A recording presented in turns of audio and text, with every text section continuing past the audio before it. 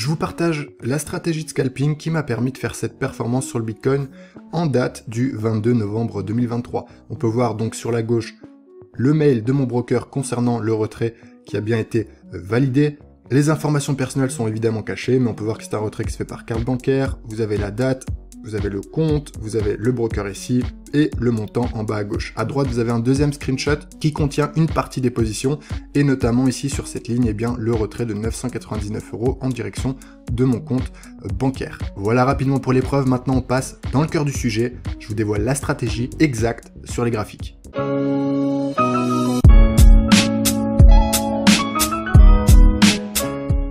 Alors comme je vous l'ai dit, c'est une stratégie de scalping, mais ça n'empêche pas d'avoir le contexte global de votre actif, même si vous faites du scalping. C'est pour ça qu'on se retrouve en daily sur le Bitcoin, puisque la performance a été faite sur cet actif-là. Je voudrais souligner l'importance d'avoir en tête, à chaque fois que vous tradez, que ce soit en M15, donc en day trading, en scalping sur des plus petites unités de temps, bien d'avoir quand même le contexte long terme en tête, de façon à pas vous retrouver en contre-tendance. Évidemment, cette stratégie est une stratégie de suivi de tendance. Pourquoi? Parce que c'est la façon la plus simple, la plus profitable de trader, et encore plus pour un débutant. Ça évite de vouloir choper les points de retournement à chaque fois, parce que là, vous constatez donc une hausse très sympathique du Bitcoin, et vous vous doutez bien que si vous avez essayé de vendre à chaque fois toute cette zone, bien évidemment, vous pouvez avoir de la chance, vous pouvez avoir des belles bougies rouges et donc faire quelques bénéfices à la vente, mais vous comprenez bien visuellement que gagner de l'argent sur ce graphique-là sera beaucoup plus simple en suivi de tendance. Je vais vous expliquer comment faire tout de suite. Vous comprenez donc que en daily, c'est très haussier et moi, je vais chercher à acheter ce marché-là, notamment sur les zones de correction. Vous pouvez voir qu'on a tout simplement un espèce de fanion, un espèce de drapeau comme ça qui se met en place depuis l'explosion. C'est une phase de stagnation, c'est une phase de respiration du marché, mais qui reste tout de même haussière. Vous pouvez avoir des phases de respiration à l'inverse plutôt baissière et on va attendre de casser comme ça par le haut pour reprendre la tendance et pour repasser à l'achat.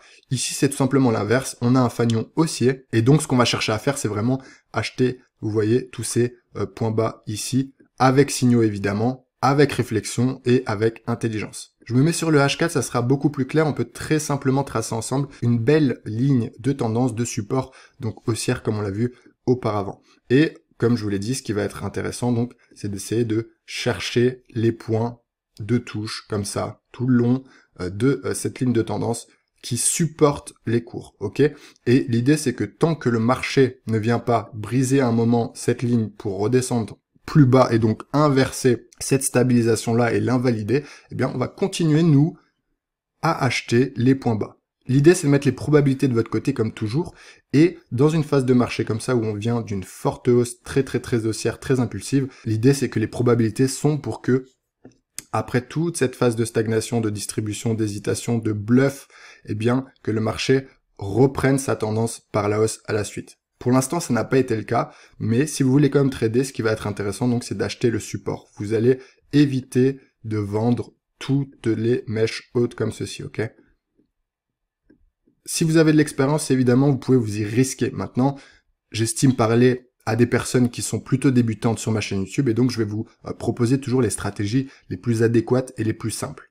Donc on va vraiment se focaliser, nous, sur les achats de bas de zone. Pour comprendre comment ça se passe concrètement, on va prendre un peu de recul, tac, et on va se mettre sur le M15, ça sera beaucoup plus facile à comprendre pour vous. Alors, on va se mettre évidemment sur la journée où j'ai fait la performance, donc sur la journée du 22 novembre. Donc c'est à peu près à cet endroit-là. Et qu'est-ce qui va être intéressant ici? Eh bien, premièrement, c'est de constater que le 22 novembre, on est vraiment allé faire un point bas. Vous le voyez, ici on a la trendline haussière que je vous ai tracée avant en H4, eh bien, sur cette zone de support qui est très intéressante. On peut voir le 21 en fin de journée au soir, une belle descente sur la zone. C'est-à-dire qu'on est allé travailler cette zone, on est allé la chercher, la titiller, la tester. Et instantanément, qu'est-ce qu'on peut comprendre? On peut comprendre que grâce à cette mèche légèrement sous la zone, eh bien, on est allé chercher un peu de liquidité, on est peut-être allé chercher un peu des stops acheteurs un peu trop agressifs, et donc instantanément, on est remonté et en clôture, on a préservé la zone. Ok, vous pouvez le comprendre ici. La clôture M15 de cette bougie préserve la zone, on ne casse pas en dessous, on reste dessus, on valide toujours donc cette trendline en tant que support ultra solide. S'ensuit une phase un peu de stagnation, d'hésitation à cet endroit-là, d'accord? Donc on est en 15 minutes, et nous, ce qu'on va attendre, c'est une reprise au-dessus de cette zone. Pourquoi? Parce que eh bien, on va faire une figure un peu comme ça en double bottom. Ok, donc c'est un W très classique que vous connaissez tous. Et nous, ce qu'on va attendre avec sécurité, c'est de réintégrer et de repasser, voilà, comme ceci, au-dessus de la ligne de coup. Donc, à partir de ce moment-là, ici, pour moi, c'est un signal d'achat. Un signal d'achat très safe, ok? Très safe parce que on valide en clôture et on inverse, en fait, si vous voulez, cette descente. Pourquoi on l'inverse? Eh bien, parce que, vous le voyez, on fait une belle jambe de baisse. On fait un point haut ici, suite à la reprise sur la trendline. Vous le voyez qu'on a ensuite un petit point bas ici, mais vous comprenez très vite que ce point bas ici est plus haut que ce point bas ici.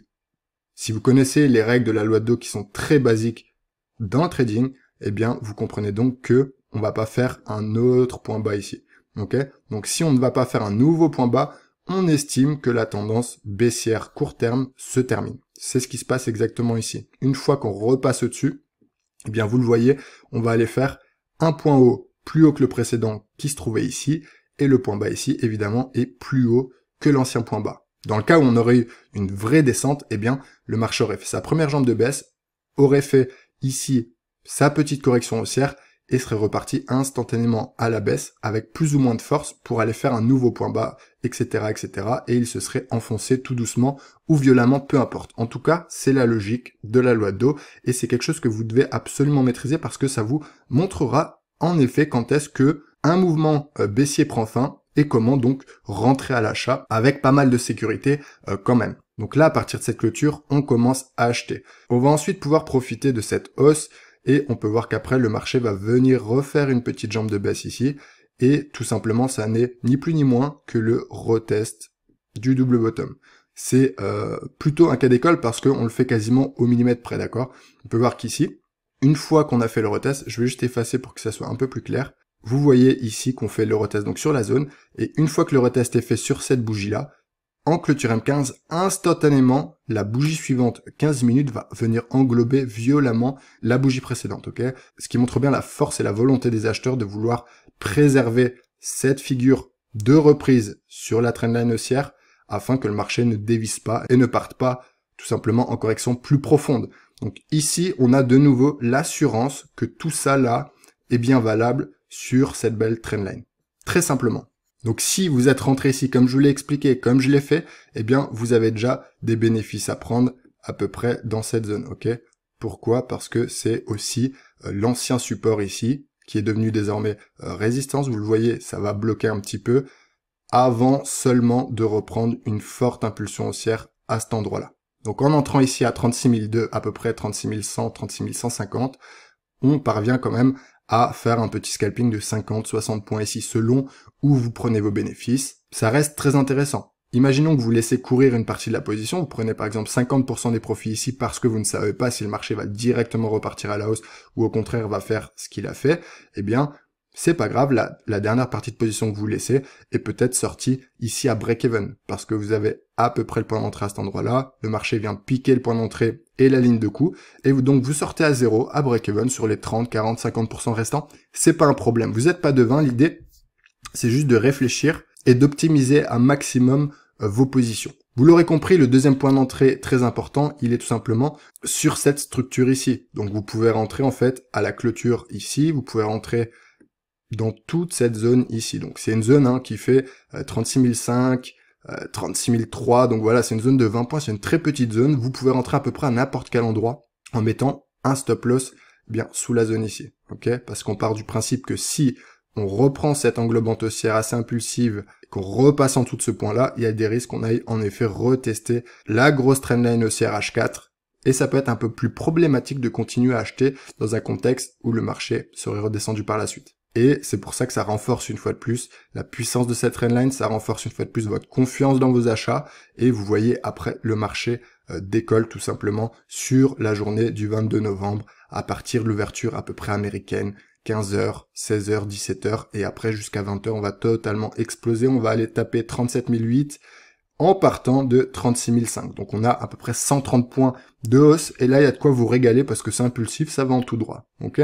Donc ce qui est important les amis à retenir sur cette stratégie, c'est premièrement que on va quand même se mettre sur du daily, sur du H4 pour détecter la structure, pour détecter des grosses zones et pour surtout être certain de la tendance en cours afin de la suivre et d'entrer au bon moment. Dans une structure comme celle-ci, donc comme je vous l'ai montré en H4, on va vraiment optimiser le timing d'entrée en position de façon à avoir un excellent risque ratio. C'est très important en trading, c'est-à-dire que si vous risquez 50, c'est pour gagner au moins 100. Et si vous risquez 50 pour gagner 150, 200, 250, etc., etc., au plus vous avez un risque ratio excellent, au mieux c'est. Les SL et les TP, pour ceux qui savent pas très bien les placer, c'est toujours la même chose. On va les placer en fonction des zones de prix, d'accord? Donc, quand ici vous achetez là, en scalping, le SL, il est sous le dernier point bas, ok? Ici. Donc, vous rentrez ici. Je dirais même que vous rentrez ici, hein. Après la clôture impulsive M15, c'est même mieux. 36 36 003, le SL, il est sous la zone ici. Vous laissez un peu aérer, vous le mettez par exemple ici, voilà. Vous laissez un peu d'espace.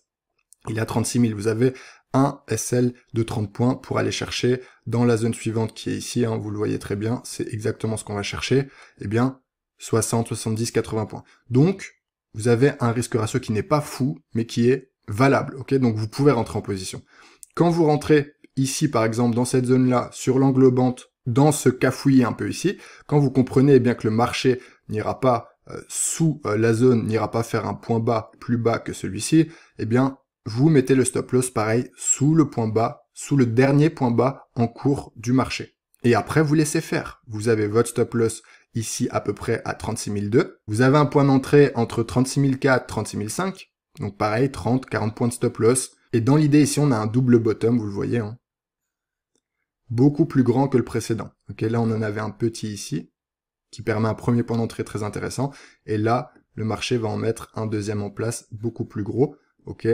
Et donc, ça stipule que dès qu'on va casser cette zone ici, on va aller chercher la zone haute. C'est exactement ce qui se passe, les amis. Donc voilà, vous avez un point d'entrée ici, vous pouvez y aller à la cassure, vous pouvez y aller surtout sur cette bougie-là. Vous avez le stop loss ici, 36 002, point d'entrée 36 007, 50 points. Vous voulez aller chercher au moins 100 points. 36 007, 37 007. Ok, vous avez un risque ratio de 1 pour 2, à peu près comme ici. Encore une fois, c'est pas des risques ratios exceptionnels, mais c'est des risques ratios valables qui permettent d'entrer en position en respectant un plan, un risque ratio et une stratégie cohérente. Et puis une fois que vous êtes en position, très important, c'est toujours pareil, c'est beaucoup de patience, c'est réussir à tenir la position jusqu'à vos zones de prix. Parfois ça n'ira pas, parfois ça ira beaucoup plus haut. Dans tous les cas, essayez de tenir votre plan initial, c'est important d'habituer votre cerveau à être patient et à respecter vos plans. Le pire pour un trader, c'est de faire la girouette, c'est de partir sur un plan et par exemple de sortir vos achats à cet endroit-là après la bougie impulsive en vous disant que ça a explosé. Si vous êtes en stochastique, ou en RSI, vous entrez peut-être en zone de surachat tout doucement ici sur les 70%. Vous ne devez pas alimenter des émotions qui vont vous faire prendre des décisions hors de votre plan de trading. Vous avez une zone à aller chercher. Une fois seulement que le marché est dans votre zone, vous commencez à prendre des bénéfices. Encore une fois, quand vous êtes ici, vous prenez par exemple 60, 70, 80% de bénéfices sur votre position, vous laissez courir 20% et advienne que pourra. Si votre point d'entrée, il est ici comme on l'a mis, vous voyez bien que là, le marché, sur cette petite correction baissière, ne vient même pas chercher votre point d'entrée. C'est limite, mais il vient pas le chercher. Donc, vos 20-30% restants sont toujours en train de courir. Dans tous les cas, vous avez pris des bénéfices. Dans tous les cas, si ça vient chercher ici, vous êtes à break-even. Donc, vous risquez plus aucune perte financière. Au pire des cas, vous sortez à 0 sur vos 20-30 derniers pourcents. Et il n'y a aucun problème avec ça. Vous voyez que le marché reprend par la suite. Et plus tard, vous voyez qu'il ira faire un nouveau point haut. Ok? C'est pas plus compliqué que ça, c'est un suivi de tendance, une loi de dos bien comprise pour placer vos TP, vos stop loss et vos points d'entrée à bon escient. Ensuite, c'est beaucoup de psychologie, de la patience et de la patience. Merci les amis, exercez-vous sur vos graphiques à mettre en place cette stratégie. Revisionnez cette vidéo autant de fois que nécessaire, c'est gratuit, ça reste sur ma chaîne YouTube. Elle est exactement conçue pour ceci, donc ne vous en privez pas. Et quant à moi, je vous dis à très vite sur ma chaîne YouTube Le Trader Smart. Ciao ciao.